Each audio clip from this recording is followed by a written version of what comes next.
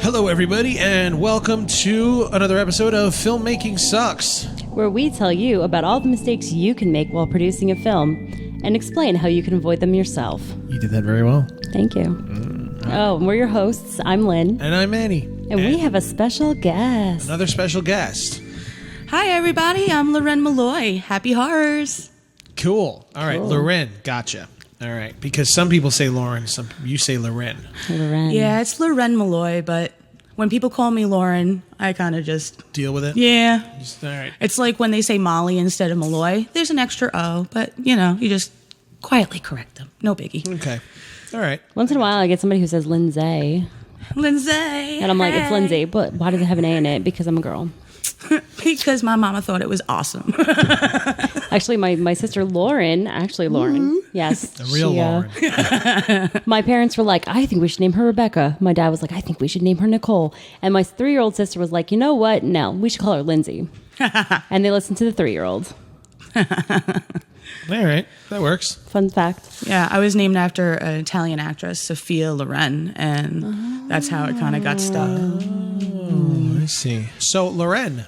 Yes. Tell us, what do you do, and why should we listen to what you have to say?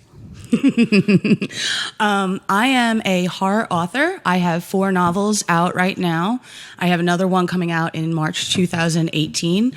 And I tour around different conventions sharing my books with everybody. And they're all different kind of horror novels. So one's about an immortal cannibal who hunts down serial killers. What are the names of them? Give everybody the names. Sure. The first one is a dark poetry horror book, which is called Black Dreams and Shattered Illusions. Okay. I actually wrote a children's book after that, a illustrated children's book for my nieces called Where Did All the Dragons Go?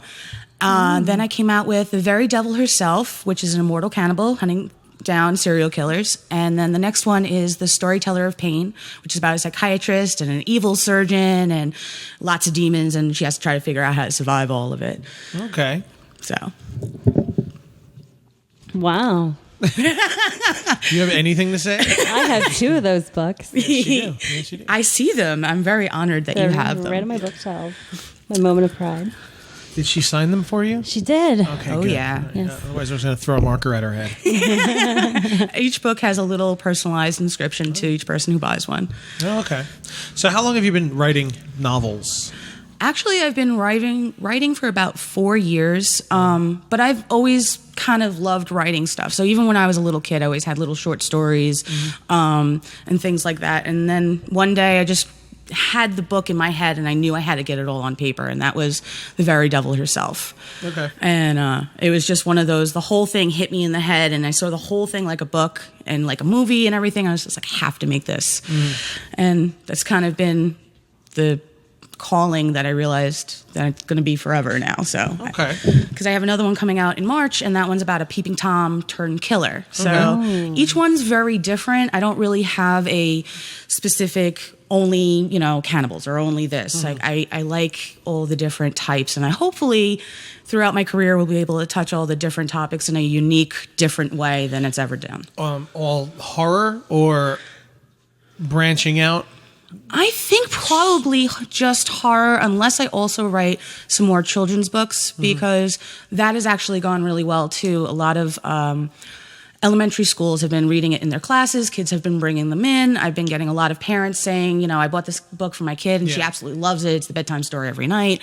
And that one has a very lightful message. And I kind of want to put that balance out there. I write really gory, graphic horror stuff that don't pull any punches, because I kind of feel like not enough women do that kind of thing. And I really wanted to be one of those. The badass chick that writes really, messed up horror stuff, eating noses and things like that. Okay. And then I wanted to have something Clive Barker kind of took that corner right there, the woman writing woman stories.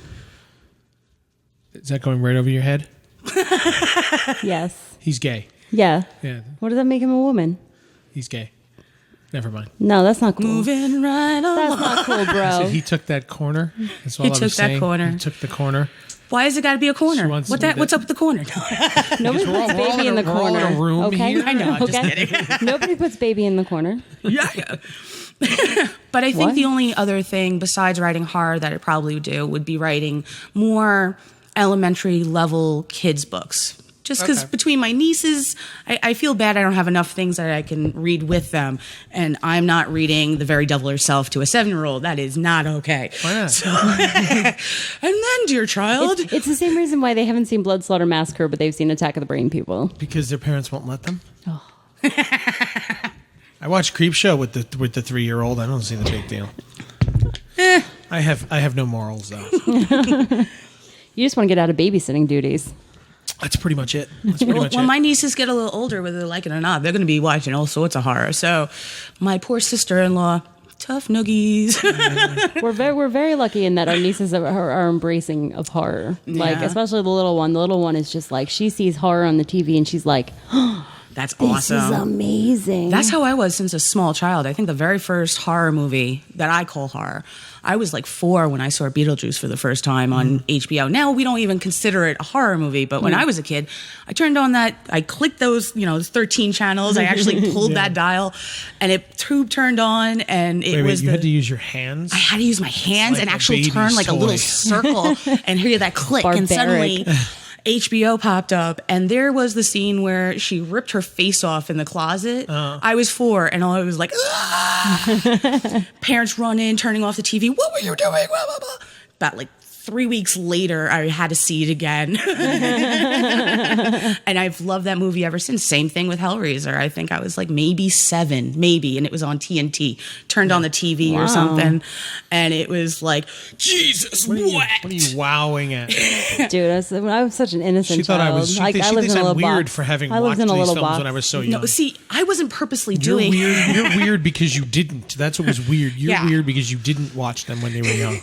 But it was the scene where he's literally Jesus wept and his face is exploding. Yeah. That was the moment I turned on the TV and I was like, ugh. Yeah. See, now when I was 7, my dad gave me Jurassic Park, the book. Where, like, in the beginning of the book, the baby's face is, like, ripped off and eaten. Yeah. I was like, aw. And I was like, what is happening? Well, I made the same mistake with the movie Reservoir Dogs. I was same around that kind of age, and it used to be VHSs, so my mom would record stuff and write it on it. I couldn't read the first word, but I saw dogs. So it's like 4:30 in the morning again, everyone's sleeping. I'm going to watch about dogs. Put it in. It's the freaking ear scene. I mean, my poor parents, they kept waking up to, like, nightmares screaming to, like, horror movie, and they're like, what were you doing? It said dogs. It's no dogs on here. It's just an ear. Well, still one of my favorite movies. Like, I think you got to be almost scared to death, and then you're like, I loved that. Yeah, it's kind of how it goes. I've been watching Creepshow since I'm 4. Oh yeah, it's a great Creepshow one. and Halloween 3 and Altered States. I watched, like, Disney through, like, age 13. I watched Disney all the time, by the way, because I think my mom was trying to fix the other part. I watched the Disney Robin Hood. That was like my favorite Disney. Yeah, that was my favorite Disney movie. And nobody else cared about it then. And I liked Robin Hood. No, I still watch all the Disney stuff. I'm that person, I guess, because I also worked with aggressive autistic kids for 9 years. And before that, I worked through the school system as a volunteer, helping all the special needs and all that stuff. So you watch all this kid stuff just so when one of them is having a meltdown, you know what to talk about or whatever. So I've always watched all this kid stuff, and then I'll watch like a Disney movie and then be like, oh, cool. Then I'll put Hellraiser on, and I'm like, all right, like it's that back and forth. Like I can listen to hardcore metal music and then put Disney music on and be like, do do do do do do do. It's entertaining to drive with me. Seriously. It's always a party in the car. Might be a kid's party, might be some other kind of party. Poor kids all of a sudden, bar with the. As long as it's not an Anita Blake party, I'm fine. You don't like the Rainbow Tigers? No, thank you. I'll pass. I don't need. How about the Swan Man? The Swan Man. Oh, There's a Swan Man. It's amazing. Swami. That's what they. That's God, what I'm the not technical Swami. This is what happens when you guys get outnumbered. This is why we separate you. Be afraid. Be very afraid. That's right. So anyway, He's gonna wrangle us back in. because we have a show to do. Rainbow Tigers. We have a show. I can call a child back up here and she can talk instead. And let the 4-year-old come up and do the Talk to the talking. 4-year-old about Rainbow Tigers. I Rainbow don't think Tigers. so. Let's not move do that. on. She would be. I want to read that book. Everyone should. And your brother will never speak to me again. Wow. Well, some of the words would be big enough. I think she'll be all right for now. So your first. It is always chaos when I'm around. Don't mind this, folks. All right. At least it's fun. So you said before we started, you were talking about how you write 4 books at a time. Yes, I do. I call it the lazy Susan effect. Not because it's lazy, but the actual. Do you guys remember those things? Yes. I used to love one of those, except I would spin it too fast and everything would go flying off. I was that child. We had one that had like sunflowers painted on it. Oh, yeah? And I feel like you did it fast enough, the sunflower would kind of like merge. Oh, like an optical illusion when you Yeah. were doing like the bird in the cage? Yeah. I do actually. I predominantly write more than one novel at a time. And I know that sounds weird, but I'll write a section of, let's say, when I first started, The Very Devil Herself. And I'll get to a certain point where, let's say, a character is going to get hurt. And since I'm writing it, they become near and dear to me. So to know it's coming up to a point where somebody's got to die that you liked, you don't always love that feeling. You don't really have enough beverages to handle that moment sometimes. And instead of me having writer's block, what I say is I turn the table. I switch it to the next novel, and I start working on that one. And for me, I can multitask no problem. So I have an entire novel of one thing, 16th century London serial killer stuff, and it's all in my head. And then I spin that table, and now I'm working on, it's 1920s in Danvers Lunatic Asylum with a psychiatrist and demons. And then all of a sudden, and then I go, and all of a sudden I'll get to a part where I'm like, oh, she has to get hurt. Oh, I can't handle that tonight. All right, and I'll turn the table again, and I'll start writing about the peeping Tom turned killer. And it's like, oh, a little too much peeping. Oh, go back to the very devil itself, let her eat a nose or something. And that's really how I do that, because... Which is like crazy smart, because like how many times I've hit a point in a story where I'm like, I don't know where to go from here. Yeah. And then you hit that wall, and then you just stop. And for me, my problem with that is I can see so many different, let's say, endings that what ending do I want to use? Which one is either too hokey, been overdone, or will take another 400 pages to make sense? You do not want to pay for a $1,000 page novel. That's expensive. Even, coffee table books wouldn't match that. But you have to, that's the other problem for me is it's almost like those pick your own adventure kind of things in my head. So each novel, it's like at this point, this could happen, this could happen, this can happen. Where do I want to take it to get it back to where it is? And some of those, it's like, which one would be best? Which one hasn't already been done so many times that I want to bash my own head in? And that sometimes is why I do that lazy Susan effect. It's like I gotta let them walk all those paths and see which one comes out the best, because that's actually what I do in my head. It's almost like each one of them are walking down that maze or that labyrinth, and it's like, oh, you fell in the pothole. Come back. We got to do another one. That's not gonna work. And it's like 3:00 in the morning, and I'm staring at my computer, going, all right, chickadee, back to the other novel, because like everyone has to die. No, that won't make a good ending. Hold on. It was all a dream. No. Yeah. Come on back. The four chapters were all in italics. No, can't do that. So how do you keep them straight? They just are. Because that's such a weird process. Because like I'm lucky if I finish one story at a time, but see, I don't think I've ever been attached to a character I've written yet. Okay. I haven't found any character that I've written yet that I just like, I love this at all, even. Of everything I've written, all the few scripts, I've never been attached to a character yet. So I've never had that problem where I get to a point where it's like, no, I really don't want to do this to them. Fuck that. Throw them through the window. But see, that's also for me. Like in the first novel, there's a main character. A lot of writers have that ability to connect to a character. I've never. So that's why I don't like writing, I think. Yeah. I think that might I think be you're more visual, maybe. So, totally. So totally. you connect to a visual character where on paper, it's just on paper for you. Yeah. But for me, see, it's not that I connect to this character so much that, it's like, I know it's coming up and I have to kind of prepare myself to make sure I do it well. So if to do a death scene well without it being ridiculously hokey, you have to put a lot of thought into it in a way. And for me, like, I don't know what celebrity or author said it. It could have been Stephen King, where he said something like, kill off everybody, kill off the ones you love, kill off your favorites, all that stuff. You have to kill somebody off to hit those heartstrings one way or the other to spur on this or that, depending how it goes. For me, there are those moments where it'd be like, he was a cool character, but he's got to fucking die. And in that moment, it's kind of shitty because it'd be like, all right, I'm saying goodbye to somebody. But at the same time, I don't have that full, like, if I had to kill off the main character and start over, I really couldn't care.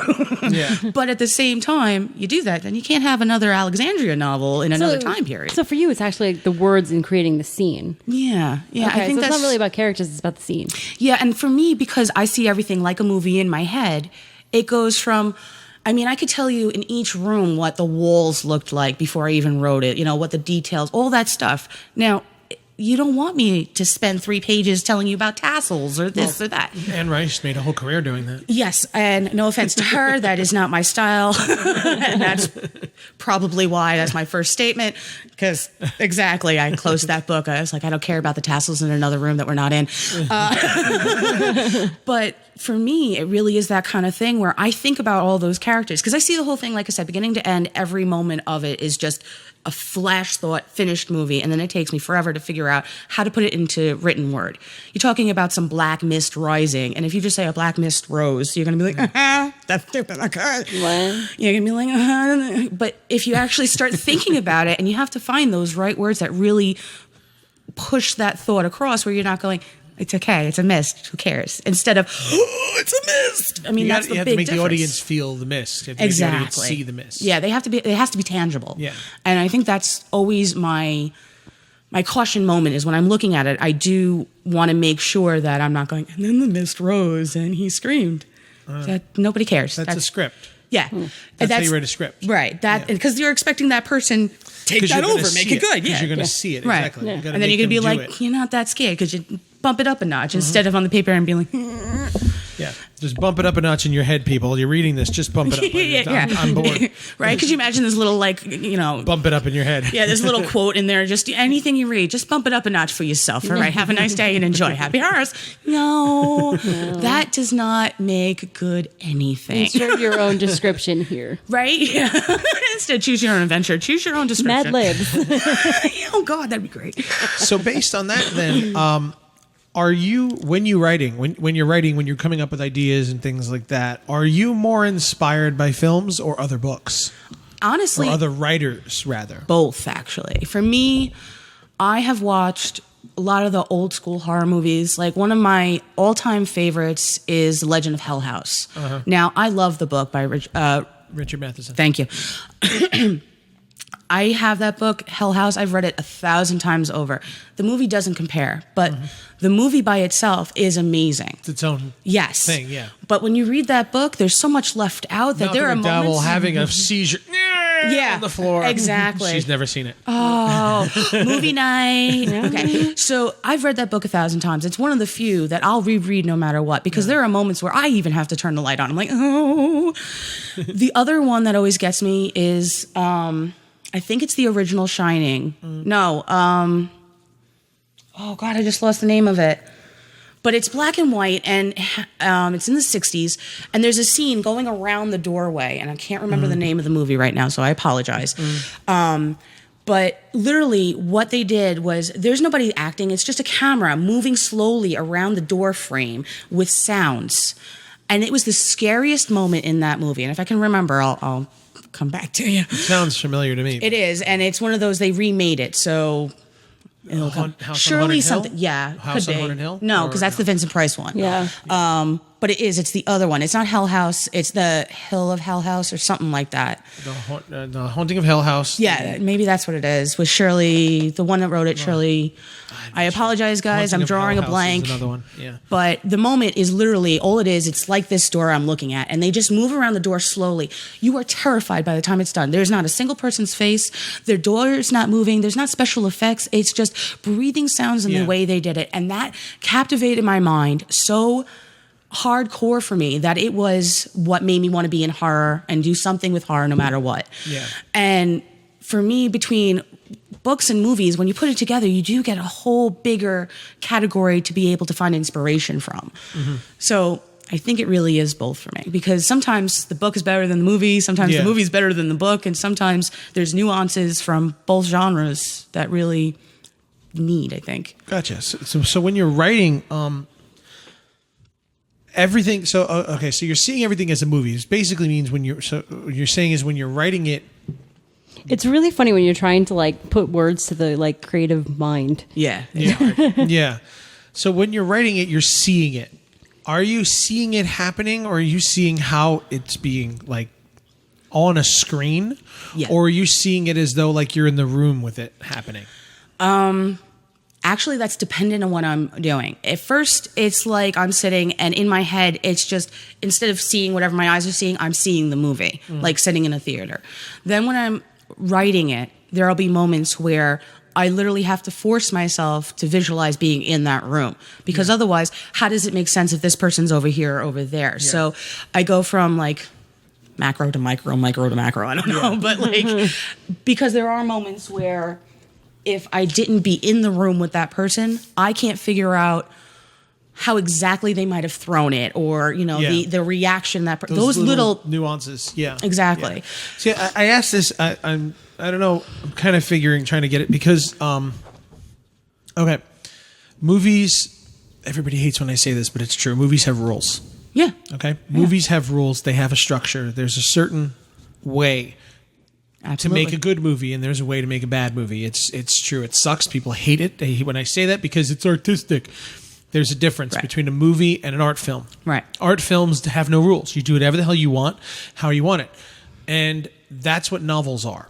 Novels and stories have no rules. Right. You can do anything. You can go anywhere. You can shift protagonists literally halfway through a book. Yeah. And the readers will follow it as long as it's written well. Right. If you switched your protagonist through a film, you just lost. Oh yeah, everybody who you built up for the last 45 minutes. Yeah, you switch like what was it? What's the name of the one where they switch protagonists? The only freaking movie, and it was in the book, and it drove you nuts. Horns. Oh yeah. They switch protagonists. They follow like he hits a point where he dies, and this is like 3/4 of the way into the book, and it's 3/4 of the way into the movie, and then we follow the girlfriend. And now we tell the story not the whole story, but the continuation from that point forward from somebody else's perspective who we've never connected to. And why would we give a shit all of a sudden, right? That's part of it. Yeah, but in a book, it works. Yes, it can. After a few pages, you start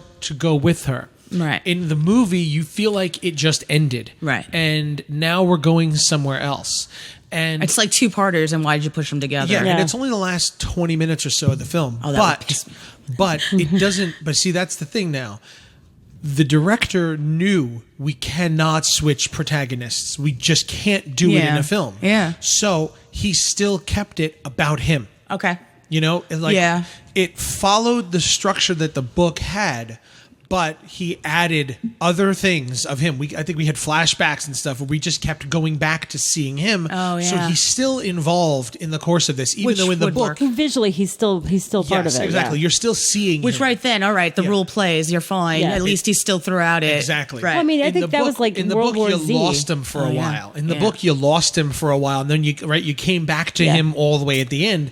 But you had a good 5-6 chapters of just this girl. It's See, that would drive me nuts in a book also, because for me, but he's dead. See, that's the thing. We killed him, so now it's like, well, why do we have another 100 pages to this book? He's dead. What are we doing exactly now? But I think if you could do, because I have read books where all of a sudden it does do like a changeover, and I'll put a book down if I get annoyed within the first page after that, because I'm like, you didn't do a good segue, or you didn't do a good lead in to make me be like, oh, I give a shit. Otherwise it's like, what the hell? Even in this, you said this was very abrupt. Yeah, it was. This was like, no, whoa. But the book itself is very like, no. The fact that the perspective that you had in it, in the book, explain this. I didn't read it. You need to I barely remember this. what we're talking about. So Horns. yes, I remember it, but You I just don't remember being that upset about it. Yes, you were. You lost your mind. You put the book down for like 2 or 3 days because you said the whole book was in his head. Yeah. In his perspective entirely. Yeah. And then it went out. Then it was like more the outside world. Yeah. Yeah. Then it went third person on another character. Yes. Which is another one of those where if you're doing first person through a large part of the book, and suddenly you're doing the last and the third person. Yeah. It's another one of those, if you don't do that segue right, it's kind of like, and that's me hitting the book against the wall. Well, I mean, That's I think that You sound. said World War Z, but that's kind of No. short stories. No, it's not, because I think what the problem with World War Z was, and World War Z was incredible. I mean, you were talking about a number of different characters around the entire world that don't have any interaction with each other, and you're literally intercutting chapter with You're jumping. switching protagonists Yeah. consistently. Yeah, chapter after chapter after Yeah. chapter after chapter, and then all of a sudden when they gave us the movie, and it was like, who the fuck is this guy? Why am I only following him? It didn't have the same energy as the book, and I think that was really the problem with that people had. I With heard people that, who yeah. loved the book, loved the energy, they loved And that's the that like problem. constant switch. You And love a that's where book I and then the say- movie isn't. You And got- that's where I Yeah. say, like, the movies, when you make a movie, you've Has got rules. 2 hours Yeah. to tell this story. Somebody can take that book and read it for the next 6 months before they Yeah. finish it. Right. You know, and it's fine. Yeah. People don't watch a movie for 6 months straight and take their time through it and get themselves accustomed We to don't it. even do that with like Yeah. TV shows. We'll binge watch on Netflix and say, Exactly. it was 67 episodes. I finished it in a day and a half. I have to pee and I need food. I haven't eaten. Exactly. You know, when it comes to films and TV shows and things like that, when it comes to any visual medium, You get a very short allotment that you have to impress with. Yeah, it's the only art form where people expect something out of it before they walk in. Yes, if there's the demand and the expectation automatically with rules that you can't really mess with. Because Yeah. think about certain aspects in certain movies, like even the vampire genre. You mess with certain things about that. All of a sudden too they much. start sparkling, and everybody loses their mind. In movies, sure. Yeah. But if it hadn't become a movie, nobody No. who cares about that No. would even know the books existed. Yeah. Their daughters would be reading it, and their wives would be reading it, and they would have no idea that these vampires are sparkling in Right. this book.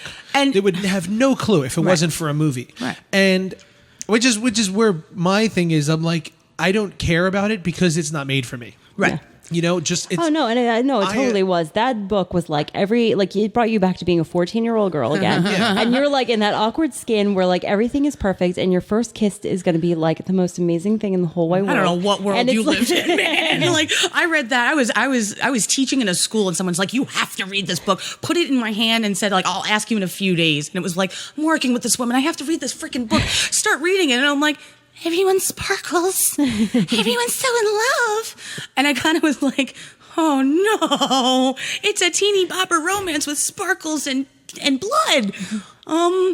All right. I did get through all of them. I did actually get forced to watch all of the movies. Oh, I have not. And the first movie, after I'm sitting there, and it was one of those, I can't believe I'm doing this. I can't believe I'm here. And the first thing that happens is one of the scenes, they left out a huge section from the book. Yep. And in the middle of the theater, first time showing, and I'm like, what happened to it? I got all mad. I didn't care about any of it. It's not something I'm thrilled with. No. But I was like, none of that makes sense if you didn't do the second chapter.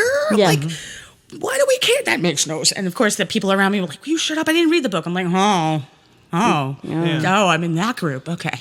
And I had to shut up because now I just want to yell at the screener all the time. So I'm like, this doesn't make sense because you didn't put that part of the book. Oh my god, and the casting was horrible. It was like, now we have this like awkward girl who's just like making it like even more super awkward, and I'm like, what are you doing?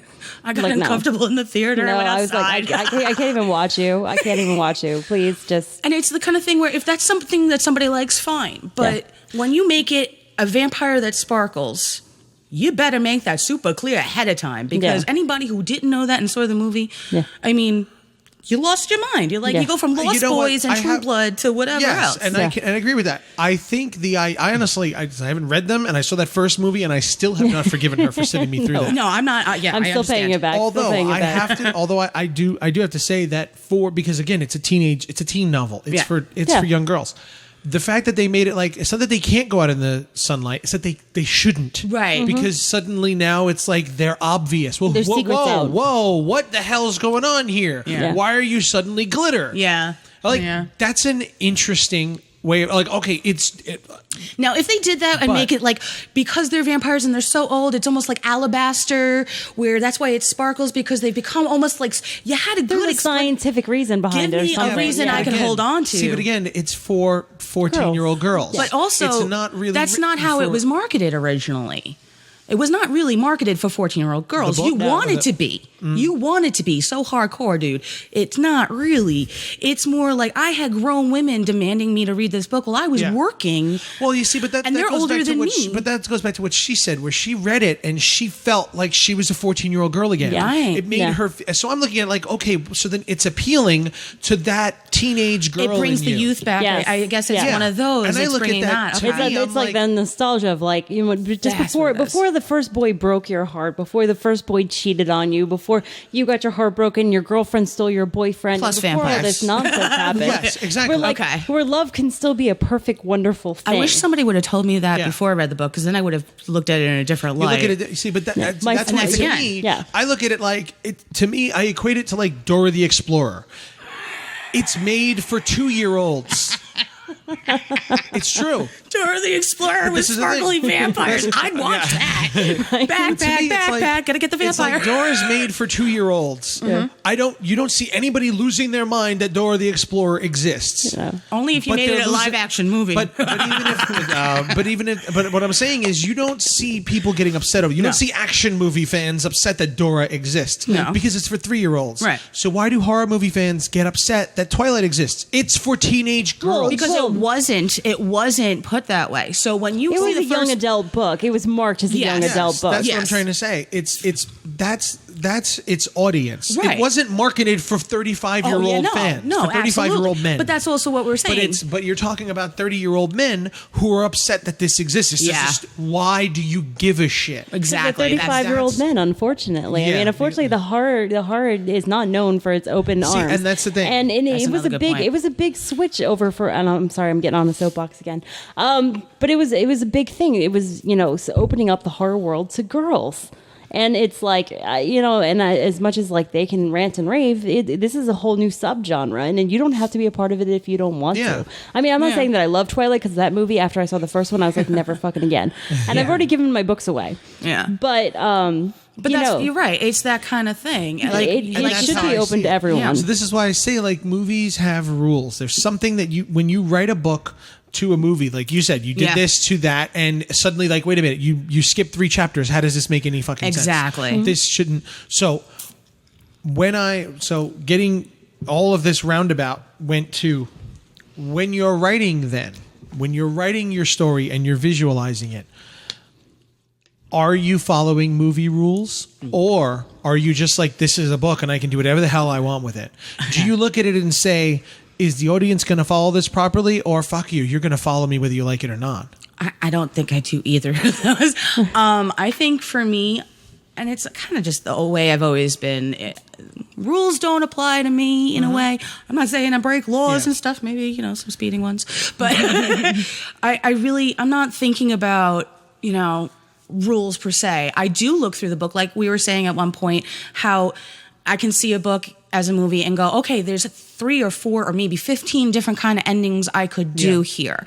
And that's where I go back to, what will happen if I was a stranger and read this? If I gave this to my random person and was like, and I gave them this ending, would they be like, Yeah. this is bullshit? Or they'd be like, I've seen this 1,000 times. Like my storyteller of pain, what I say is, I've seen The Exorcist, been there, done that, not going to do it again. So I'm not going to have it be a priest will save the day. I had to do it differently and not have any of that aspect Yeah. in it, because otherwise you're going to be like, why do I want to read this? I could watch The Exorcist. Yeah. Like the only one we really talk about getting rid of demons in movies or books is kind of like The Exorcist. Right. So in that aspect, while I was working on that one, there were, especially the ending of that one, I did take a break and start working in my Lazy Susan aspect on another novel, because there were so many different endings for that book. I didn't want it to be that cheesy where, the movies where you watch a whole hour and something and then you're about to see the ending, and when it's over you go, wasted all that time. Are you kidding? That's the ending. I didn't want that. So in a way, it's those moments where I think about it and say, if I was watching this and it wasn't my shit, would I yell at the screen if it was a movie? Would I be like, that is the stupidest ending. I can't believe I wasted my time. Or I'd be like, oh, that's freaking clever. I never would have thought of that. I want it to be. That's freaking clever. So that's where I take a moment and start thinking about the public view of it in a way. Mm-hmm. But if I really liked an ending, that's the book, man. I mean, you would just, and I would hope that you just freaking love the ending, you know? See, now it's interesting to me what you said earlier too about like how you're in the room with them and then you're out of the room and you're watching it like a movie. I think my problem as a writer is that I'm always in the room. Oh, you got to step back. Yeah. And I can't figure out how to step back and I find that like when I'm in the room with them, I know where I want the story to go, but I can't bridge from here to there because I'm actually in the room with them. Yeah. And that's because as writers, and this is another quote I read, and I'm not quite sure who said it, but writing is like walking through a tunnel with a flashlight. You can't see the ending. All you can see is the steps in front of you. And if you keep going, you'll get to the end of that tunnel no matter what. You just don't know that you're getting there. You just know you got to keep following that. And that's kind of what it is. I can't write unless I know where the end. Yeah.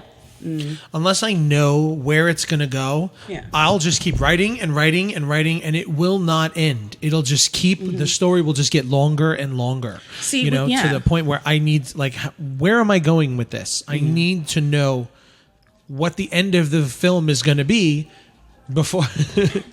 Sorry, this music.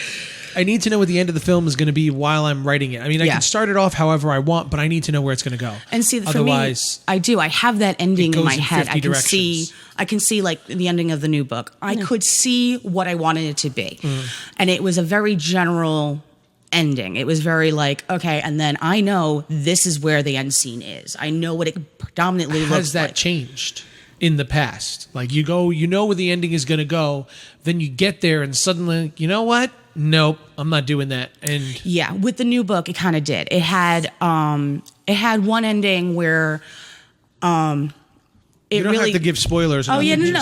It really, the one ending I had was kind of just like the end all kind of thing. Did anybody see Red States by Kevin Smith? Yeah. Okay, when he was describing making that movie. In one of his things, he was talking about, he's like, and then, the angels descend and the bullet, he's like, and Armageddon, and this, that, and the other. He's like, but that would cost, $1.5 billion. So I had to pick a different ending. That's what flashed through my mind, that quote and conversation that I saw from him when I was working on that ending. And I stayed up for about 3 days straight. I'm pretty sure I didn't really eat. I had a few phone calls, are you alive? Because I was looking at that ending and going, too hokey, been there, done that. I would yell and throw the book.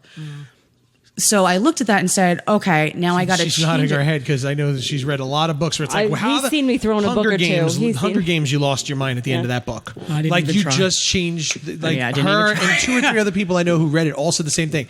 They got to the end and the rules changed. Yep. What do you mean? Like, how do we get to this? Like, you broke your own rules of the story. Exactly, and that stuff drives me nuts. So, did you get to the ending of the new book yet? No. Okay, so I'm not. That's why I was pretty sure. So I'm not trying to ruin it, but that's why I kept hesitating because I see it on the shelf and I'm like, I don't want to be like, did you read it? Okay. But when I haven't read it, I'm probably not going to. I'm sorry, but I don't read anything, so no worries. I don't read shit. Believe me, that's why my bookshelf is reference books. I don't read. Like, oh, I need to know what this is. Flip to the page, read 2 paragraphs, got it, and I put it in the story. I do that all day and all night. I'll be on my phone and whatever. But with the new book, the ending, how it happened was, it really was, I saw an ending and said, oh, this is too hokey for me. And then took aspects out and then added a few in. And I got this kind of hit me in the back of the head. I was like, oh, yeah, no, that will work. And and everybody who's reviewed the book so far, nobody was able to guess the ending, which you like. You don't want somebody to be like, oh, I knew that was going to happen. I saw that coming a mile away. And all of them told me nobody guessed it. Nobody's even heard of such a thing before, and they were really impressed. I was like, now okay, I'm super good. excited. I hope so. When you read the ending, please let me know. I'd love to hear. But and that's what happened, because I saw the ending as just a general, and then had to add a little detail here and there to make it not hokey. My problem is that I always wind up like, the cover of Where the Sidewalk Ends, and there's like her and her dog are hanging out over here, and then there's like another ledge over here. Yeah. But like that, I always wind up there. Like I get halfway through my story, and I know where it has to go. But I know I'm in this moment, and I see, and it's like then I do what you do. So you can see the other part, and I walk 4 different ways to try and figure out how to get. And I have this one script that's driving me crazy. I know where I'm going. I know where I'm at. Did you write where you're going already? Yeah. No. So see, here's what I do also. With my first book, backwards. With my first book, there is more than one historical serial killer that I looked up, researched, and used in the book. From one serial killer to the other, there was this big gap in my mind. And there was this moment of, I can't use that. Where you start thinking, you go either too hokey, etc., whatever. Yeah. And I got stuck. So I did my Lazy Susan thing. And all of a sudden I realized copy and paste is your best friend. So I wound up taking an entire section and realizing that if I moved that section and just put it right above, It all melded because I changed 3 words. All of a sudden, it was like click, click, and we were fine. So for me, I don't get hung up on linear order or whatever. Like, it's not like I wrote the beginning, now I have to write the middle. I'll write whatever pops into my mind because we got copy and paste. So you can move that thing any way you want. So I wrote the ending for one book before I even wrote the beginning of another. Like, and then it's just, okay, moving it all over the place because my mind will be like, oh, that's exactly how that room has to be. I see all those details in that moment. And I'll write maybe That's 4 really smart. chapters. Yeah. And then all of a sudden it's like, okay, well, I can't stay there because otherwise they're cooking while someone's being killed in another country. Move it, move it, move it. And you copy and paste, and all of a sudden now you got your middle or whatever. Yeah. I think people get too hung up on it has to be in this way. No, it's a creative flow. You do it your way, make sure, and by as long as when you look at it when you're done and it makes sense, you're fine.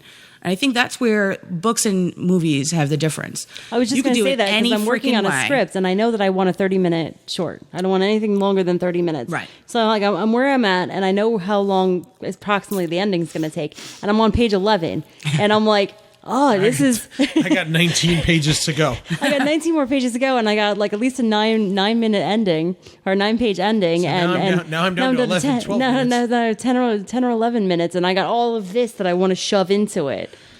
So now I'm just like, some part of me knows like just write it and then cut it. Yeah. But yeah, and that's the other thing. I call it fluffing it up. I know that sounds strange. Everybody has their little words, but I write everything out and then I go back through it. And I go, and I guess that's where I add a little thing here and there. Like, so as I go back through it, I'm like, oh, she could also be doing this. Because I see it in my head because I'm standing next to her, let's say. Yeah. Be like, kind of want your face, you got, people on you. So then we have to go move on to the next spot, And sometimes that really is how it helps. Is just write it out, whatever it looks like, however it is. and then walk it forwards and backwards. Yeah, and then just put it in the middle and go, okay, and just wiggle it just a little bit. Because that might help. Because for me, I'm very unstructured. I mean, I can't have people telling me what to do with my own creations. Yeah. I get that. I know.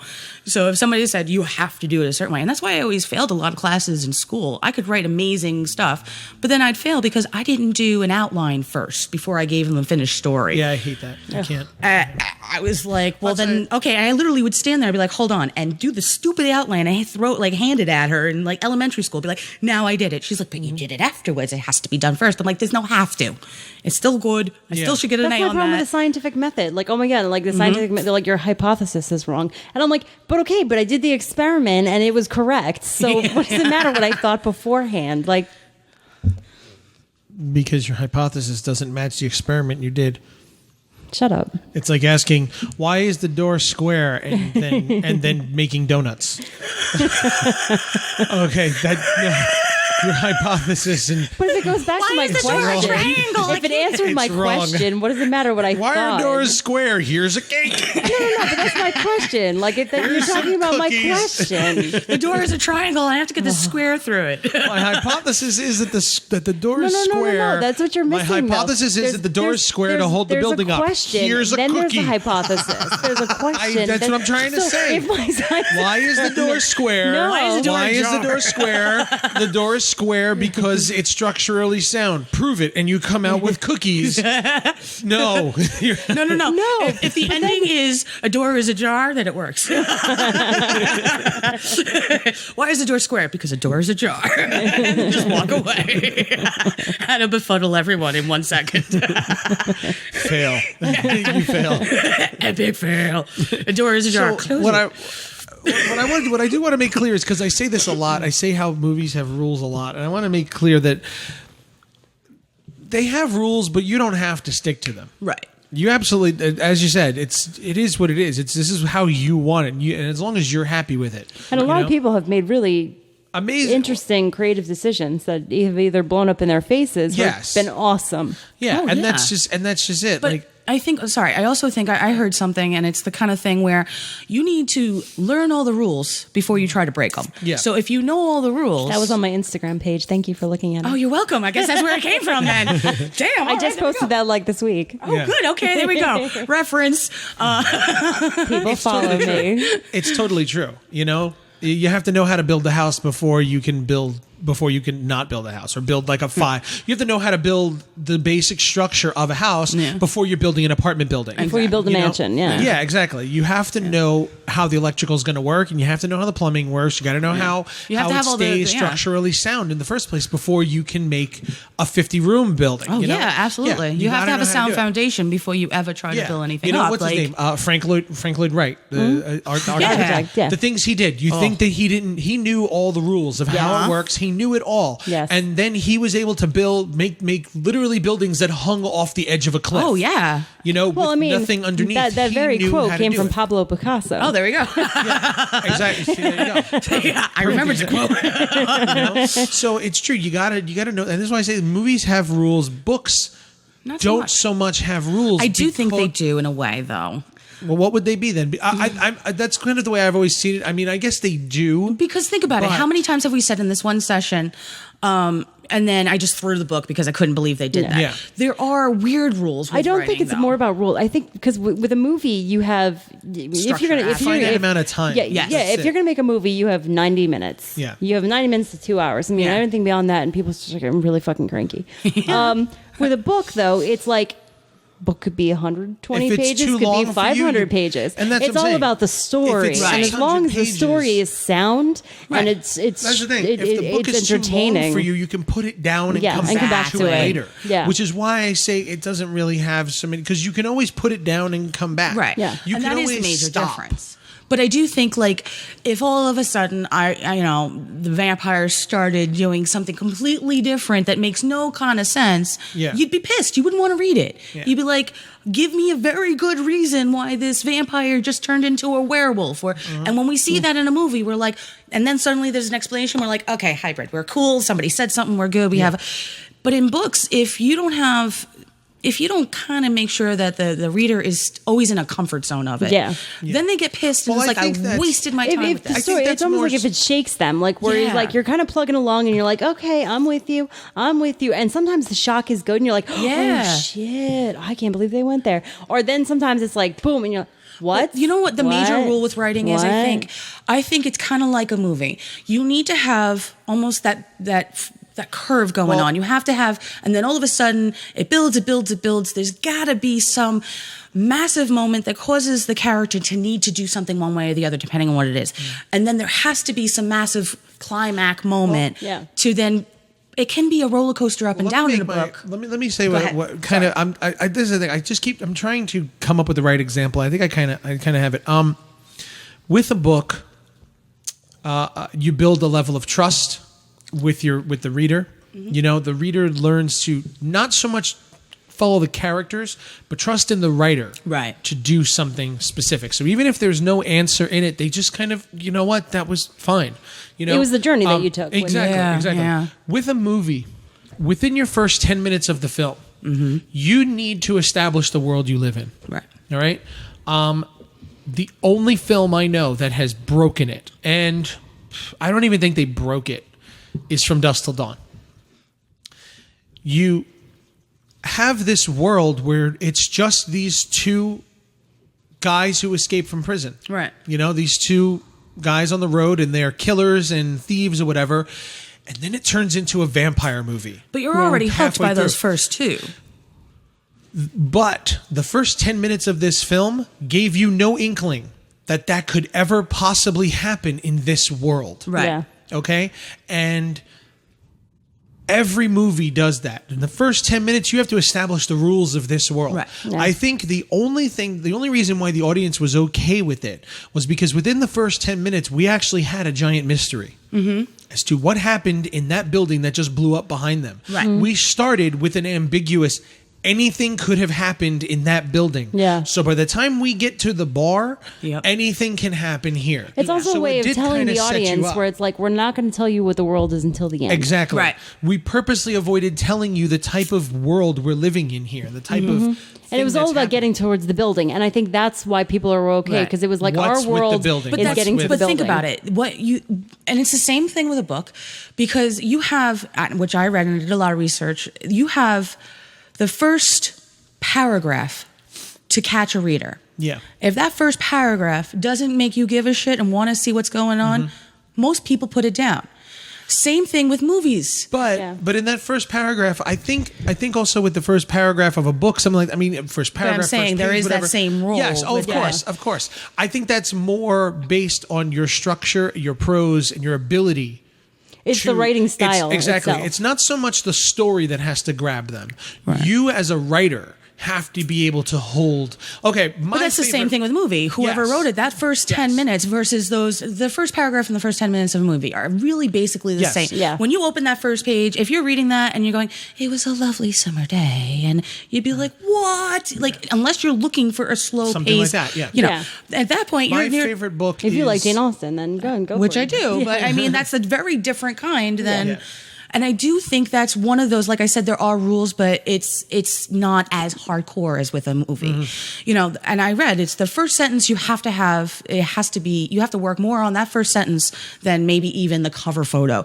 And after that, it has to be that first paragraph. After that, as long as you got them at that point, a lot of stuff, they'll just either say, okay, I'm with you, Yeah. or as long as you give a reason some way through. But if you don't have that first, most people go, I'm not even going to buy that book. Yeah. Yeah. Where in a movie, you already have to sit down, and it's either the trailer that has to catch you or the first 10 minutes. And it's the trailer. Right. It's the trailer Yes. that usually Which gets is- you to begin with. You Right. have to sell the entire story. In that first, entire yeah. movie in that 2 minutes. Yeah. You know, which is basically the blurb of a book. Right, You yeah. have to sell everything in 2 minutes. Yep. I know, and then you like with most horror movies or like some horror movies, you have the opening stinger, and like that's sort of like the same. Yep. Yeah. Yeah. Like you got Pride, Prejudice, and Zombies. It starts off and it's read that book. it's this the movie. it. I haven't movie read is the book, horrible. but the movie is great. What are you talking about? You loved the movie. I didn't like the book. I read the book. I loved no the book. offense to the The movie people was who liked okay. book. The movie You was loved okay. the movie. It's I a got you the guilty Blu-ray pleasure. and you lost your It's mind. a guilty pleasure. You watched it that night. Hey, I mean, everybody. I think It's a for me, guilty I got annoyed pleasure. because it felt like Look, you Pride know and what? Prejudice and Zombies just got mushed together instead of. no, It there's can fans be- out there It can be who a are guilty like pleasure all you want. what? It's an amazing movie. It's incredible. I haven't seen the movie. The movie yet. is excellent. I'll definitely try it's- it then. It's extremely underrated because Well, people just didn't know what to feel about You're gonna it. hate the ending. Okay, thank you. Because they I'll- changed it. Yeah. Oh. You said They changed it in like the very worst way. Okay, well then I'll. You're gonna be like, you may throw the movie. Oh. My sister is a huge fan of Pride and Prejudice, and all of a sudden she saw that movie and she threw. Yeah, threw it. because when I was a young kid, I was reading. I mean, I was in elementary school reading like Pride and Prejudice and all those. I also read Edgar Allan Poe to the class and got in trouble. But I was like in second grade and freaking people out, and then all of a sudden I had Pride and Prejudice. So I think like same kind of thing. The purist in me went, "You just mash two shits together. I Yeah. can't handle this." Yeah. Yeah. Where maybe the But it movie would be worked. different for me. No, and the problem with the ending of and I'm gonna try not to spoil anything, but it's literally it was the ending that the movie needed. Ah, okay. Because it was a movie, it's a perfect example actually of what we're talking about. Because it was a movie, it needed to go to this point. There That was makes no sense. other point that it could have But led they didn't to. simply because of the budget. Which makes sense also. Simply because And of the that's the budget. other problem with sometimes with books and movies when They you try to ended it- transfer it over. Well, they ended it with what's coming. The movie ends and you know, okay. No, not the very ending. The way they start to wrap things up, they change something Oh. about a character, and it's like every purist that has ever seen this movie freaks Yeah. out. Well, at least I have the freaks out. See, that's the other thing. If somebody gives me a warning, and then I'm fine. It's like saying, "Okay, we're gonna go see an adaptation." Okay, I'm cool. I now have an open mind. If you're telling me, then I'm like, "It's not like the book. It should be just like this."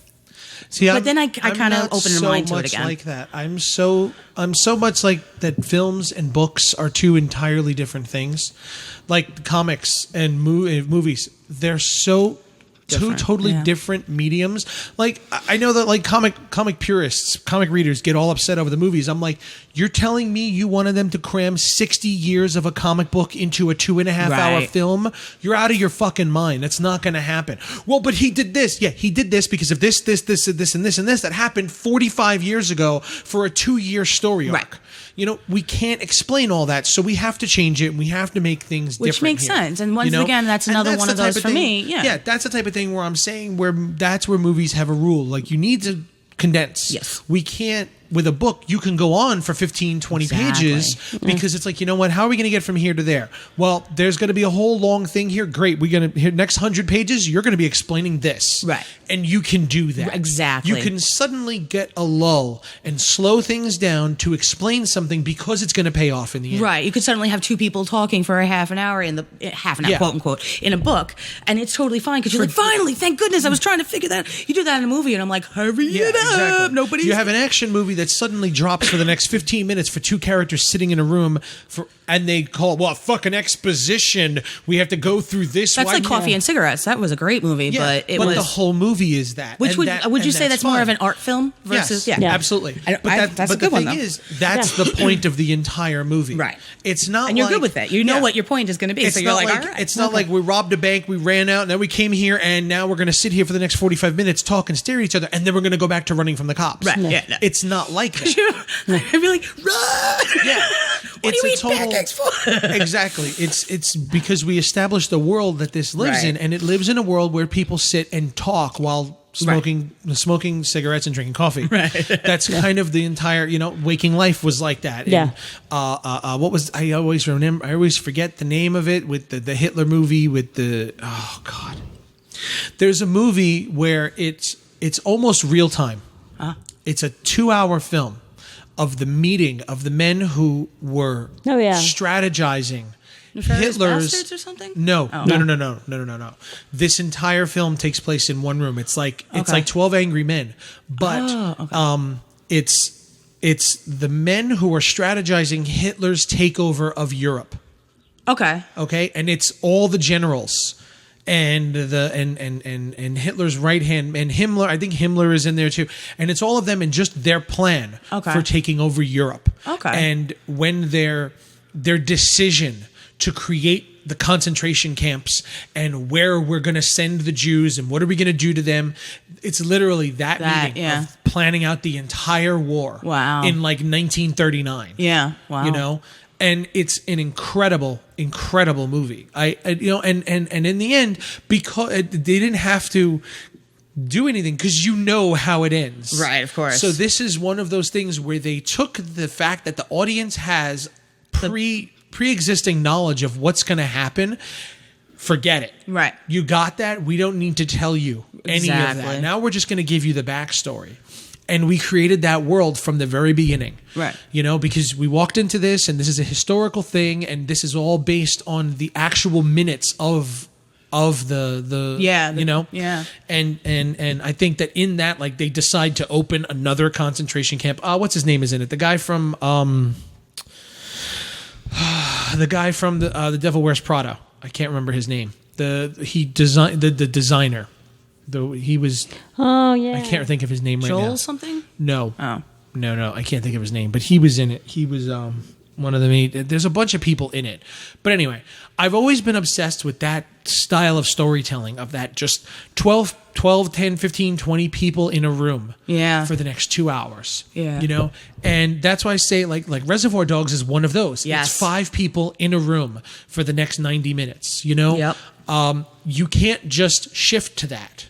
You can't start off with this exciting, amazing, huge. You can't start off with, friggin' Avengers for the first 20 minutes. Yeah. Then go for the next hour and a half. Yeah, no. But in a book, you can. Yes, absolutely. You can totally do that because there's a reason for it. As long as you have a good reason. Yeah. And that's what I'm trying to say. The books, obviously, everything has to be explained, whether it's a movie or a book. Right. There's got to be an explanation somewhere. Right. But that's where I say the difference is in the rules. Absolutely. In the rules. Absolutely. With the books, got much more freedom in a book. Exactly. You have that's what I'm saying. You have a lot of freedom. And that's why I love writing novels, because which is why I asked, like, what do you see more as a novelist or as a writer of future films? I do think it's both, because I have too many. And that's the other thing.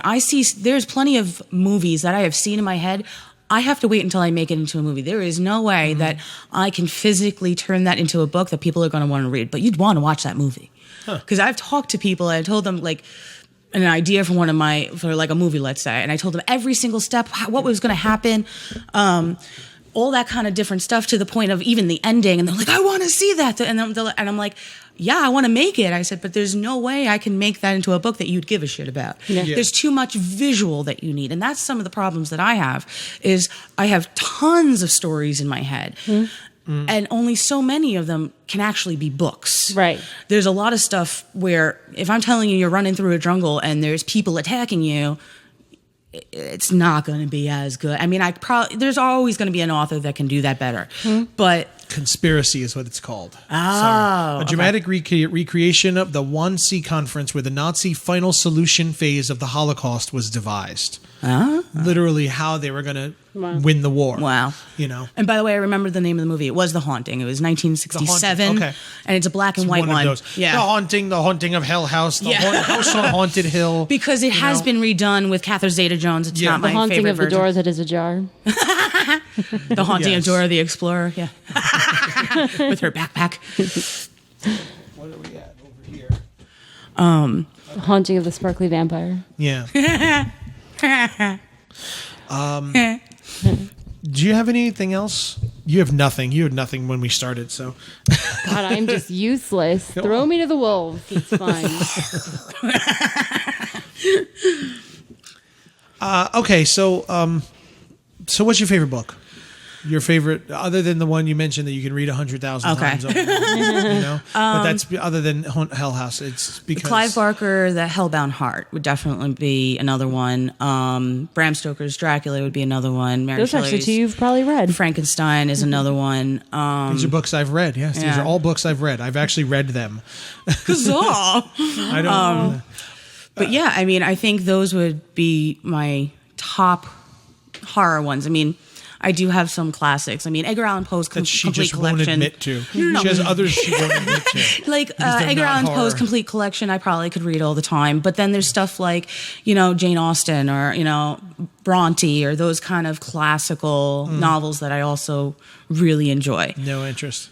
Yeah, I've well, no interest. I've always loved everything I'm not British. shitting on you, No. I've had no I was a interest. small child loving like British stuff, so I've Although always I love been Lovecraft, that way. which makes a lot of people like, what the hell am I reading? I actually own the entire collection of It's like that Lovecraft, one book yeah. I read. do I. Oh my God. What? There's this one book about death, and death takes a holiday. Oh. Oh, yeah. And there's absolutely no punctuation anywhere in the book. It's literally I was one like, entire run-on sentence with no punctuation. It's not even a run-on sentence. It's just no punctuation. No Like there are punctuation. complete sentences. See, they broke an entire rule Yeah. and they still published it. See what I'm saying? Exactly. And it's so and good. people love it. And people Imagine a absolutely whole love movie it. just in monotone. There's no inflection. You have no None idea if whatsoever. people are asking Everybody questions. just talks Nothing. to each other like right? this, and Just they have Bueller, conversations, and yeah. they keep running on just sentences. never and nothing ever ever ends. Yeah. And as soon as somebody finishes something, the other guy answers right immediately Right, answer and him, and there's no pause between anything. There's no dramatic feel whatsoever. Exactly. None. Yeah, you And they could just stare at each other. Nobody moves. Nobody. There's no does- chapters. No chapters. There's nothing. nobody moves and nobody speaks. It's just Oh, you don't even know. It takes you. It probably takes you about half the book to feel like they're He's been talking my right best now. friend. He's been my best friend for the last 20 years, and he betrayed me. Bang. All right, let's go. I'd watch that. No, as long as I know somebody's gonna die, I'd probably watch it. Yes, you're killing the monotone man. Excellent. The monotone man is killing the monotone man. Yeah, right. Killing the monotone man. Characters have no names whatsoever. It's just chaos. Like, what is this? What is this? Who's talking to who? I He can't shot it tell. looking through a Polaroid camera. That's, Like, that's what? the other one. What is it? The house, What? the crazy one that's written all House of Leaves. Oh, yeah. Mark Danielewski. Yes, House of Leaves. The book is an enigma. Really? It's probably one of the hardest books to get through. Huh. Remember your journals when you were like a teenager, and you never would like had any of them. Oh, you would do like when I was a kid. I was had my taught journals. never write anything down. Witness nothing. Exactly. And you start writing, and then all of a sudden you start writing up the side of the page to finish what you were Yes, thinking. yes. And then you would go over here, and then you would kind of like do a doodle, and the doodle would be back to this. That's literally the form that this book is written in. Ah. Yeah, it's So it's, schizophrenia on the book paper. is Yeah. the book itself is It's a joke, also I'm sorry. it's also very literal. Okay. So there's one specific there's a point where the characters are crawling through a tunnel, Ah. and the tunnel is getting Smaller. as they get through it. So you get less and less words on the page to the point where you end up with like 20 pages straight where it's just one letter on each one. You know, and you have to flip through to piece the word together of Just thinking about that formatting on that, I would probably hurt myself. You have it over there. You better not have thrown that one out. No, it better not be in there. I kept that one. Damn. The book is insane. And it's huge too. It's a big book. Keep it over here. Yeah. It's like the most unique, incredible book. There's reference notes in it that you actually have to go back to and read it. So there's parts at the bottom of the page that are upside down, and you have to read those later. Wow. There's every book type is of like. Yeah, there's every type of. She's flipping space. through it so I could see it. This is amazing. There's more blank space than anything else. See, that's one of those things where like when you're like just wow. You have to Changes actually color turn suddenly. the book There's a side. box that's blanking. Yeah, things it's out. very, very literal and physical. And Actually, that looks like what back in the day, a lot of the lunatic houses. Yes. Back in the day in lunatic houses, there would be a lot of patients that were writing in books, and that's what they looked like. Because I had to do a lot of research on that stuff from one of the books. And it has that kind of where almost schizophrenic tendency where it's just all over. And maybe that's how the person even got the copy. And he said, I want it as is. No, that's how he hard wrote to it. do. That's how he what I'm wrote it. saying, though. Yeah, like he wrote it like that. Yeah. The editor like almost got it and was like, "We're doing it this way." Yeah, that's what I'm saying. Like, and that kind of thing. But as a self-published author, like, you have to format it yourself. So, like, me looking at that, I wanted to cry several times just formatting normal size looking boxes of font. Yeah, can you imagine this? Yeah. I As far as I trying know, to be careful of what I'm even going to say. As far as I know, he created the whole thing in like PDF form. And then gave it to them, and that's how they printed it. That's when you're done, you he have to did have it in a himself. PDF form. Well, no, Yeah. he made it that way, so my the formatting gosh. was done himself. Oh wow, He did it, and that gave would it make to sense. The optical illusion. Yeah, wow. Johnny. House of Lee is by Mark Z. Danielewski. You got to get the book, guys, because that is a crazy. That is an amazing looking thing. Is boggling is the right word. No, that's not Word what I- find. Yes. It's a companion piece. It's actually a companion to Poe's album. You know Poe the singer? Yeah. Haunted. Okay. That's her brother. Oh Who wow. wrote this? And they released the album and the book at the same time. That's clever. So they kind of did a tour because the whole thing was a lot of it was based like that was a book he was writing for like 15 years. Wow. Okay. Then their father died, and that's where a lot of the album comes from. Okay. Their father was a traveling lecturer. So a lot of their relationship with him was over the phone and through answering machine messages and stuff like that. Yeah. So if you've listened to the entire album, it's all those recordings and everything is their father's recordings. Oh, wow. Like boxes that they had of the answering machine because he would just call when they weren't home And leave, this is the only time he could. So he would just talk and he would say. I used to do that back in the day with family members too, especially with the Yeah. old answering machines. It would just run and run and run. So Yep. you'd be like, "All right, I'm going to catch you up because I don't know when I'm going to call it." And he would do that exactly. That's awesome. He would do that sort of thing. Like I think the first track on the album is because they called them Exploration A, Exploration B, Exploration C. The first track is Exploration A, and it's her singing, saying, and there's a phone ringing, and then it answers, and it says, "Hello, Mom. I'm calling to tell you, Daddy died today." He said, "What did he say? Yeah." He said.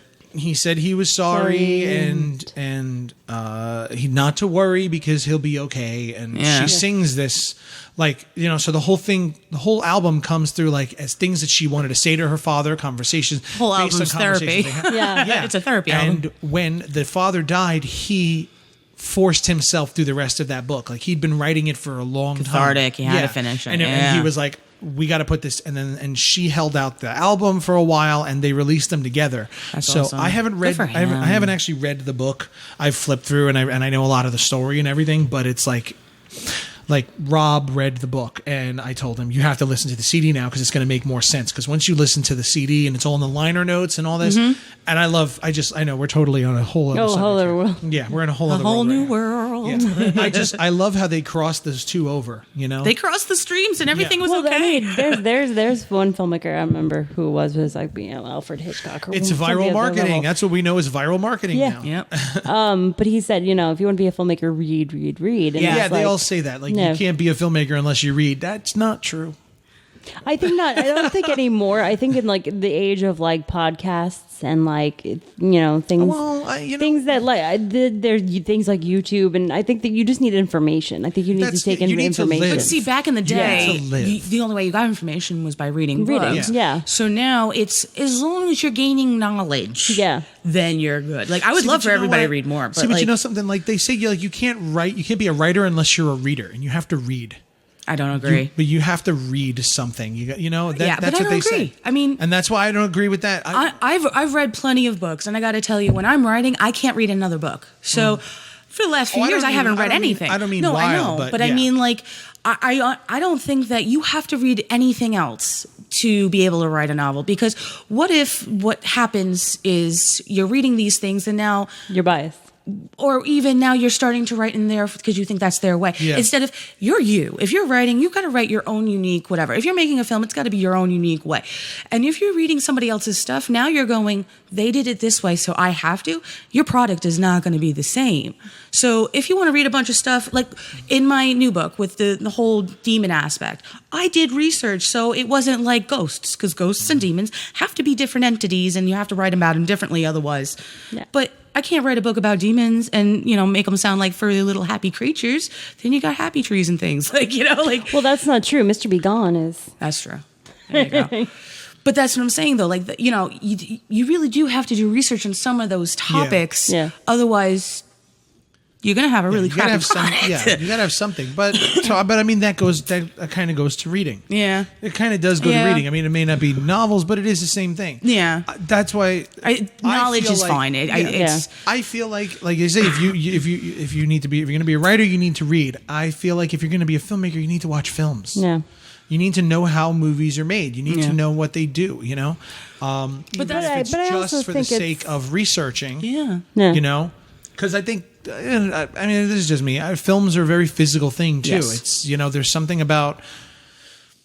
It's an actual. If you've never seen a movie, how do you know how to film something? How do you know how to get an emotion out of someone on screen if you've never seen? Like how do you know what a close up does? Yeah. Mm-hmm. Yeah, what is the purpose of a close-up? Yeah. We know people who've done entire movies and there's no close-ups, and it's like, I don't feel shit for your characters because there's no close-ups. Right. Absolutely. But so I look at it like, have you ever seen a movie? Do you understand what that relationship that your audience has to have with the screen? Yeah. With those characters, how you pull somebody in. I think that's something you can only learn by seeing other films. I think it's very interesting, and he's introduced me to this theory of the collective mind, which is like the hive mind, of course. And since we kind of started talking about it, between the two of us, I think it's like movies call so much upon that collective mind, that hive mind. Yeah. And I think that once in a while an extraordinary movie will come along and it'll change something and it'll use something in a different way. Yeah. But it's a very rare circumstance. And I feel like books don't have to draw as much on the collective. Yeah. Yes. Oh, absolutely. Yeah. I agree with that too. You can release any type of book at any point in time. Right. Mm-hmm. But when it comes to films, you kind of have to go with the grain, with what's out there. Otherwise, you're not going to be able to sell it. Right. Nobody wants to see, I don't know, what are they not doing right now?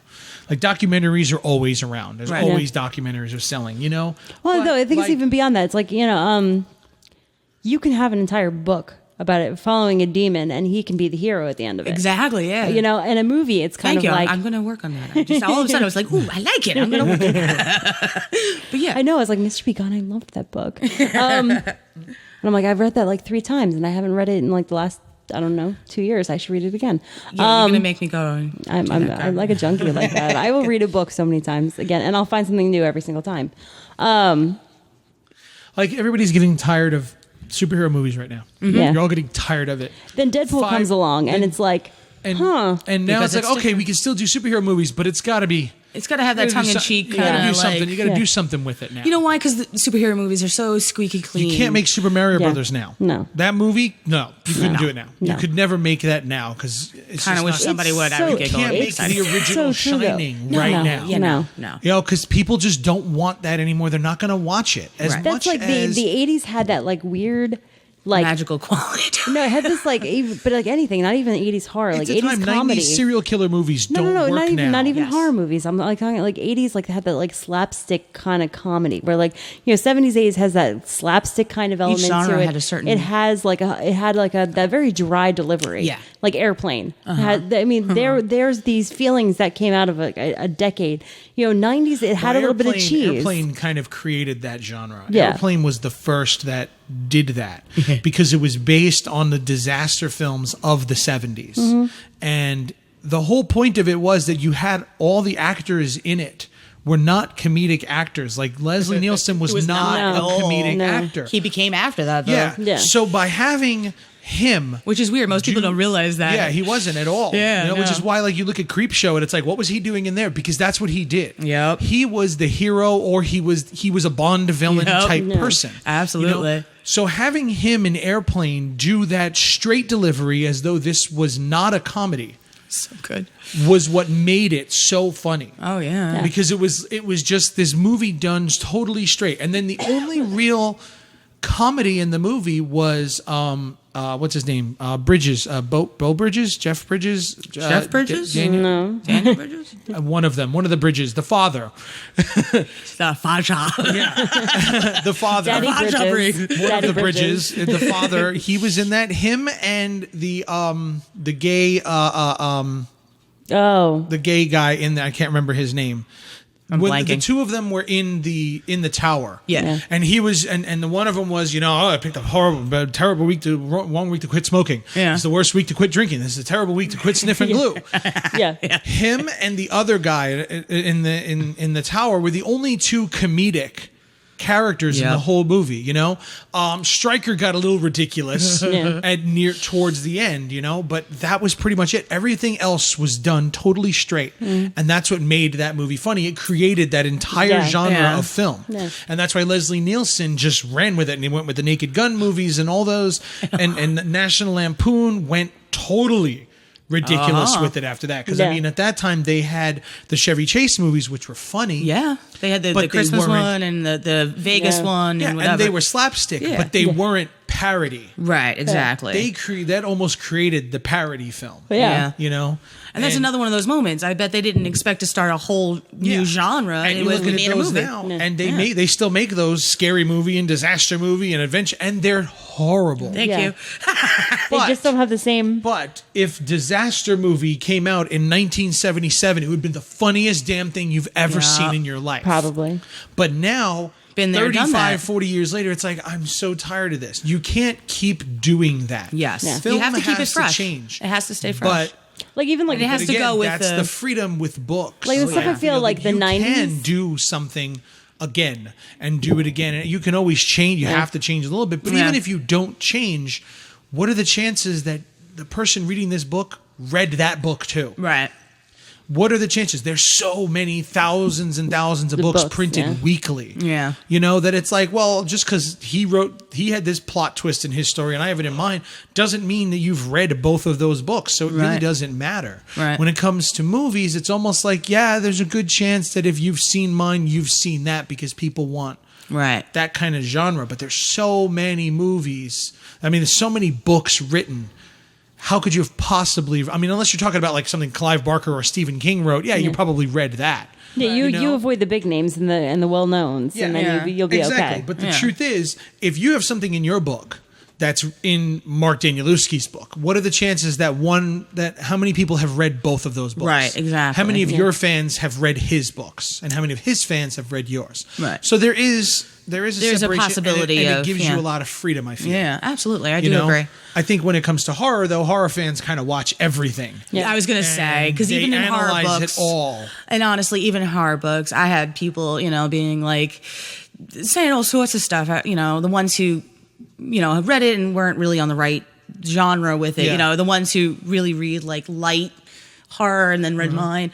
And that's one of those things where, if they don't understand certain stuff, all of a sudden everything's not okay with it. Yeah. You read that too fast because it said explicitly, Yeah, this is why it you makes skip sense. I'm like, you skimmed it and are now angry with me because it didn't make sense. Because you Where know if how I to read this read. chapter to you in this big section right here, it says cannibalistic immortal woman, and you're asking me why the vampire didn't have fangs. We have a problem. Those are those where it's like, if they don't, then you get a whole big kind of problem. That's people's. That's ignorance. That's just somebody not paying attention. But but I think with the horror genre, in movies too, where people I fell asleep and suddenly in the end, what happened?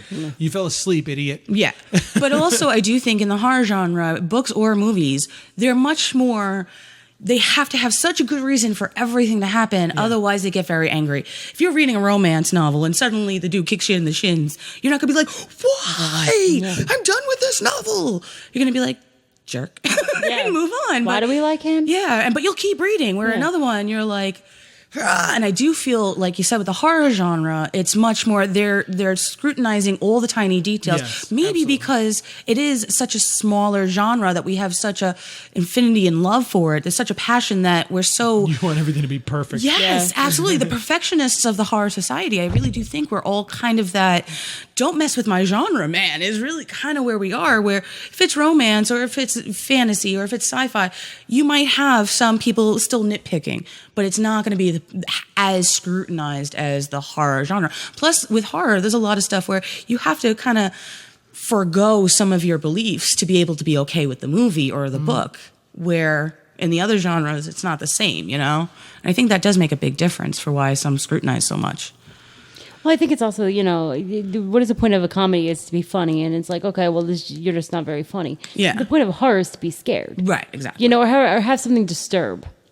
I think it's a better way to say it. It's not that you have to be scared. I think something has to disturb. Something has to affect you. Mm-hmm. And I think at the same time, there are purists who are like, that wasn't scary. Yeah. Oh, absolutely. I've watched tons of horror movies and not got scared. Yeah. It doesn't mean I'm going to be upset with it. I'm going to be like, oh, that was really well done. And what I think it is, that's a lot of people have that problem, is because they don't realize that all this is subjective, because there's plenty of comedies out there that I don't find funny. Right, But there's others that, like Airplane kills me. I've been watching Airplane my whole life, and I can still laugh my ass off. Like High Anxiety. I love that movie. I laugh all the time at that movie. Yeah, I have family members and are like, why do you think any of this is fun? And I'm like, we have problems. But then The Hangover comes out. I saw it once and I'm like, okay, I've seen it. That's enough. Don't need to see it again. But it's the biggest comedy in the world. Like, everybody loves it and it's the funniest damn movie. And I'm like, why? All right. So great. Bradley Cooper is awesome in pretty much anything he does. But beyond that, what? No, I agree. Yeah. That's it. And I do think there are a lot of movies like that where they get this huge hype and everybody loves it. And then there's somewhere going... A lot of the movies with the hype has to do with the amount of money they spent on it. That's what I'm saying. That's really where it is. See what the budget is and you'll understand where the hype is, because they're paying for that hype. And then if you notice, a lot of them also, that trailer isn't the same as the movie you watch. Ever see those? Those drive me nuts too. So you spent $4 billion, I'm making up numbers, on a trailer that you think is going to be this one film. And then you sit down and going... what the heck am I watching? Yeah. And you get that kind of like, and no wonder the movie has crazy hype, because I thought it was a car scene chase, and meanwhile we're sitting at a table still discussing somebody's will. Can't do it. They've done that with a lot of horror movies that are just straight horror movies, and then they bill it as something entirely different. And that's where you get the mess up. What the hell is this? Or they sell it as this like brutal, like... I'm going to be honest. I've never really said it publicly, but the truth is they did that to us. They did that to us with Blood Slaughter. When you watch the trailer, it looks like a straight... trailer that they created, The trailer that they made. The trailer that the other distributor. It's got that like it has these loud flashes that look like camera flash, and it's got this like weird loud sound, and it's like and there's some and there's it's some like makes this like very like dramatic, dark, heavy and kind of. There's this generic, and they just have like this generic horror music playing behind it, like some stock music playing. And they show a lot of clips, and it's all about the killer, and it's all about this, and it's all about that, But then people watch the movie, and people are like, "Well, this looks terrible." Unfortunately, so it's like you're watching this basic trailer that's like, we have a custom soundtrack, and half the movie is a detective. Is following the detective rather than the killer. Oh, yeah. So it's like you build this as a straight up slasher film. I mean, and we did that switch in the film, in the middle of the film. Yeah. We go from being the detective drama of chasing the killer to Slumber Party Massacre. Okay. It literally shifts tone, just like From Dusk Till Dawn does. Yeah. It shifts tone completely. Right. And people who are watching it are getting it because we've been dropping the hints of it all through the whole movie. Because teenage girls are dying. I Right. mean, he's investing teenage girls dying. So when we wind up at Yeah. a teenage girls party, That's kind of like Exactly. And right in the beginning of the movie, we're like, oh, the girls are going to have a party. And we're just building up toward the party. right, exactly. You know, while the detective is chasing this killer. Right. Okay? So now I'm not saying we did this perfectly because fuck, we you have didn't. problems, you have problems. Yeah. Whatever. You know? The point is, though, that they build the film as a straight slasher, and people get through the first 45 minutes, hour of the movie, and they're like, "Where's the slasher film?" Yeah, and you're already There's- getting angry because you're we've like, only what? had 2 or 3 kills, which were pretty brutal to begin with. We Yeah. had some pretty brutal kills through the course, but they're just peppered. Right. You know, the rest of it is this cop drama. Right. It's almost like Lethal Weapon chasing a serial killer. Right. is And what it- if they did the trailer like that, people would be Yeah. So people watch the trailer and they get to the movie and they're like, "What the hell am I watching?" They don't even get through the whole film before they give up. Right, 'cause they're pissed. This is not what I thought it was gonna be. Exactly. And then it's like, totally I paid for marketed. something I didn't. then yeah, you, and then that you happened. then you see like this brutal, like heavy. It's like this it's very dark, and it's about the killer, and they expect this killer to be this like, and Yeah. then you get like this much of the killer. You get a glimpse here, you get a glimpse there, you know, and it's like Yeah. until the end. until of the, the end of Yeah. the film, and they're like, you promised me this movie that like it was like, like Yeah. we're thinking that we're following Leslie Vernon, you know, and it's Yeah. like. That's not what this is, and then Exactly. your killer doesn't live up to the hype until the end of the film. But they're not going to get there, so they haven't think made it that your far. they think your We've killer is actually lame. gotten some reviews from people who have said, if I like, because they saw our trailer, then the one that I had cut Mm-hmm. together, like if I had seen that trailer, I wouldn't have even bothered with this movie because it just does, because the trailer is long and boring and slow, Mm. and it's a slow burn film. That's the whole point of it. It's a slow burn, Right. You know, And those are sometimes amazing to do. Like you don't need that constant fast pace if you do it right. yeah. But the problem, like you're saying, is when somebody else is doing a trailer and then you are watching the movie going, none of this matches up. Like, Yeah. I'm here for that brutal killer that I saw in this trailer, and I'm getting cops. What's happening? yeah, here? Yeah. absolutely. I don't know. Something fell. What was that? I don't know. Nothing. It Doesn't just matter. clicked. Having a day of distraction. Yeah. I think we're gonna wrap it up. Yeah, I think so. We're gonna wrap it up. I think we So- covered a little bit of everything. I think we did. I think we did. Films versus books. Yeah. The film versus the book. Yeah, The differences. maybe. Books versus Yeah. films. So, tell everybody where they can find you. Where are you going to be? Your website, where they can buy, even the names. Not like we're going to be on Tuesday. And you can tell them that too. It's not like it doesn't matter. 'Cause you can tell them you're going to be on Tuesday because the show's going up Wednesday. So Oh, good. Okay. All right. So you can find me on Facebook, Instagram, and who are you again? I am author Loren Molloy. Website is www.lorenmolloy.com. Spell it out. LORENMOLLOY.com. On Facebook, it's facebook.com/author Loren Molloy. Instagram, it's author_Loren_Molloy. And you can find all my books on Amazon and Barnes & Noble. And yeah, and then I'm going to be touring the country from horror convention to horror convention. The next one coming up in June is Scarecon in Massachusetts. And then I have Grindhouse Nights at Cafe Z coming up. And I also have... We'll be at Cafe Z as well. Yay! And then I will be at Scarecon in October as well. And there's a few other events throughout, so Okay. it's going to be fun. Cool. Cool. Any final anything? Anybody? No. Happy horrors! All right, cool. And we are at Severed. Yep. You'll see us at Severed on May 27th. Not you, but them. Not you. She's like, what? I was like, wait, I don't think I was booked for that one yet. We'll be playing at with the plan? Severed in Stroudsburg, Pennsylvania on May 27th, and at First Contact Film Festival on May 28th. Screening date states at 2:40. You can get tickets for that. Go to See our it. website. Theta States rock. I've seen it. I need it on DVD, and I am not playing. We did not pay for that. Go to Best our, movie. No, didn't pay for that at all. No. Go to our website, massgravepictures.com, and click up at the announcement header at the top to buy tickets for that for First Contact. Hopefully, we should be getting an announcement this week whether or not we're playing at Severed. We've submitted 2 short films. The deadline is Monday, so... Ooh, good luck. I hope you... Yeah, I hope they're smart enough to so- know to film your films. Oh no, we've screened there before. No, we Good. don't. Yeah, so Good. there's a chance we'll be there. I don't I know. hope You know, so. I don't want to. I'm not going to say 100% that we're going Let's to be not there. jinx There's always a it. chance. There's always a chance. There's always, you know.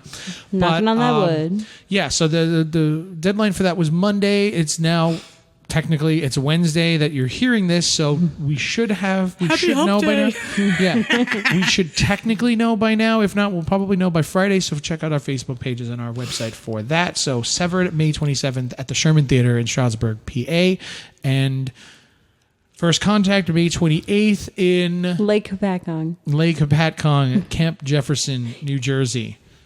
I hate that word. I hate that I froze. I just waited. I was like, that's going to be a stressful word. I'll wait. And I hope to see everybody at Scaricon in Massachusetts, June 2nd through 4th. There you go.